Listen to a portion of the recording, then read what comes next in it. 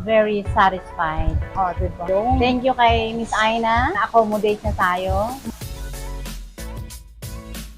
So, ano nga po ma'am yung hair color po na gusto niyo po? To lighten yung hair ko. Kasi po, may white hair po kayo. Yeah, yun yung concern ko eh. Yung mga Okay whites. po. Yeah. So, mga ilang weeks ma'am, bago noticeable agad yung white hair? Pero mga 2 weeks lang.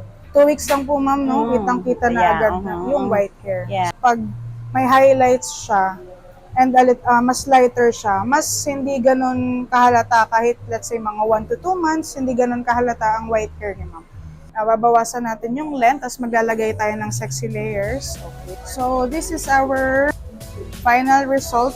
So, hinighlights natin si ma'am. Highlights po siya na medyo copper po na brown. Ganun po yung highlights. May dimension pa rin siya.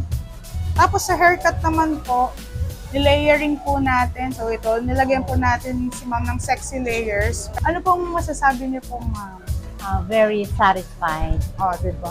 Thank you kay Miss Aina Yes, na ma'am. na-accommodate na tayo. So, Mm. salamat, Miss Aina. Thank you din po ma'am. So pag mga ganitong hair color po, gandang maintenance po. After shampoo, meron po kayong mga hair mask. So this is our new product po. So ginagamit po siya after ng shampoo para mas malambot and mas matibay yung hair po and mas maganda yung bagsak ng hair niyo. So maintenance po siya sa bahay. So, thank you so much po ma'am. Thank you so Thank you. much po.